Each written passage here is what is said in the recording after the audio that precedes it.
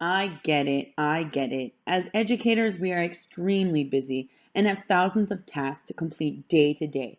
Basically, a large to do list, and like the old saying goes, there aren't enough hours in the day. But don't forget, we all get the same 24 hours. So, first, let's take a look at all the tasks that you must try to prioritize. In order to properly manage your time, it is pertinent that you learn to create notes, listing your priorities on a daily and weekly basis. Checklists are so important when it comes to time management. On top of that, stick to it. You need to learn how to say no because for every task you agree to take on, you must remove another one. To be efficient, it's important that we use our time wisely because as teachers, we are all communicating with students and parents. Teachers are busy contacting parents about student progress, due dates, field trips, and other school events. We are constantly having to communicate with parents, administration, coworkers, and other staff members as well. Along with all of the tasks of being a teacher, most of us volunteer our time also. We take on extra work tasks such as volunteering and offering extra help and support to students. We help supervise and chaperone dances, events, and even class trips. So, along with being busy teaching and offering up your extra time volunteering, I would guess that most of you coach. Perhaps it's the amount of practices you must plan for and attend. Maybe it's all of the scheduling you have to do. Hosting parent meetings and tournaments is a tough job. Clubs, programs, and other events will surely keep you busy. All right, all right. I know all of you are probably overwhelmed right now with having so many things to do in so little time, but it's okay because now you get to learn ways that will help you become better at prioritizing your day-to-day schedules. Prioritizing is a must. It will make your day so much better.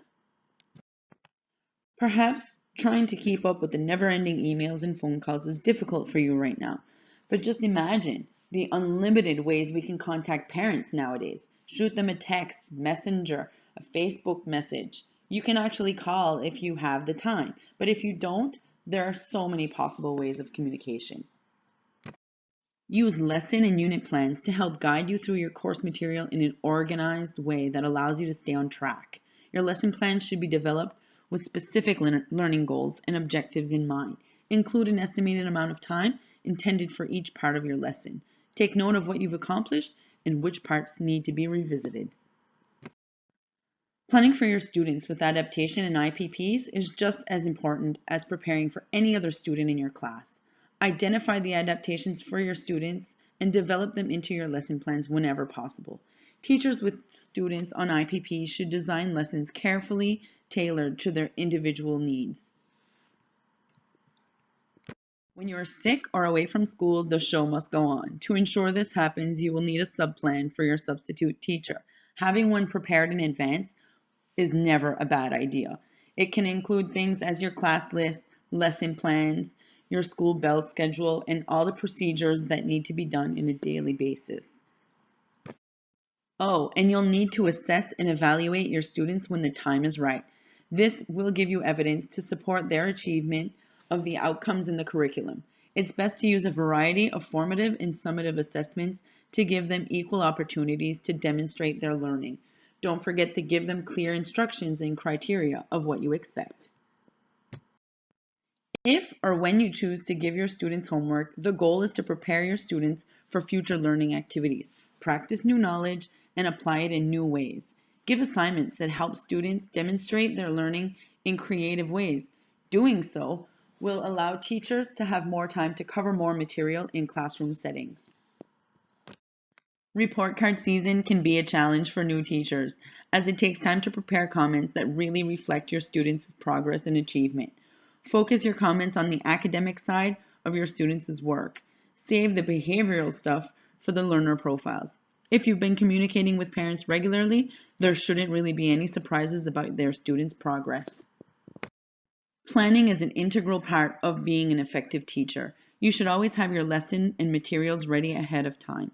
You can start by mapping out long and short-term plans to help organize your lessons day by day, week by week, and even month by month. Be sure to factor in any important dates or special events happening at the school, such as field trips, exam, PD days, and holidays.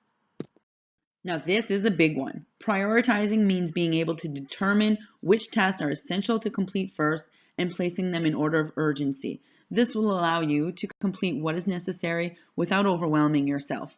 This will also help you focus and you will less likely be sidetracked. In doing so, you will gain a sense of purpose. Teachers are only given so many minutes of preparation time during a cycle. It is essential that teachers have a plan for this time. If it is not used wisely, we miss out on perfect opportunities to prepare during work hours and have less work and planning after school hours. I always have a little checklist of things I need to do during my prep time. Teachers are only given so many minutes of preparation during a cycle. It is essential that teachers have a plan for this time. If not used wisely, we miss out on the perfect opportunities to prepare during work hours and have less work and planning after school hours. Having a checklist for this time is not a bad idea. Developing daily routines will help keep yourself on track and goal-orientated.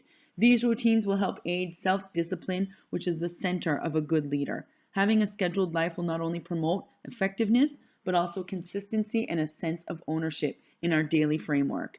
Routines allow us to schedule in time for our own personal growth.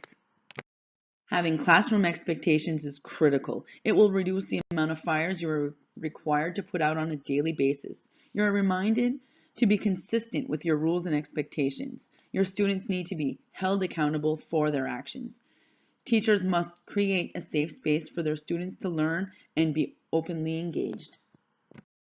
We all want to believe that we can do everything ourselves, but sometimes the workload gets too much for one person to handle. Why is it that we feel like asking for help is a sign of weakness? In reality, it's a sign of strength. Great leaders get better results when they can identify that they are in a difficult position, although it may question their abilities. They will rise and set their pride aside and reach out for help.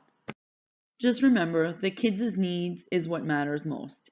We do not need to move mountains. Oftentimes, it's the small things we do that matter most. At the end of the day, we must be present in our classroom and focus on what is right in front of us, our students. They will shape our future and create paths for generations to come. Thank you.